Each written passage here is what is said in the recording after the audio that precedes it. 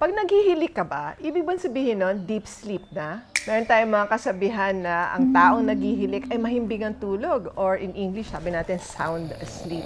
Merong mga taong naghihilik kasi meron silang condition na tinatawag na sleep apnea. Ito yung naghihilik pero hindi nila alam na pagising-gising sila dahil merong point sa pagtulog nila na hindi sila humihinga. Pagka sobrang tagal na nun, magigising silang konti tapos makakatulog sila ulit. So kung meron kayong experience na sinasabi ng partner nyo, ng asawa nyo na malakas kayong maghilik, tapos ang feeling nyo, palagi kayong pagod, then I would suggest mag-consult kayo sa isang sleep clinic para ma-diagnose kayo kung talagang meron kayong sleep apnea. So kailangan ba-address mo ito sa tamang paraan. Get medical advice and diagnosis first kung ito talaga yung condition mo. So depende kung ano yung cause ng sleep apnea, may require some medical intervention, pwede ring energetic intervention. This is Dina saying, alamin kung ano ang sanhi ng inyong paghilik para magkaroon tayo ng tamang solusyon.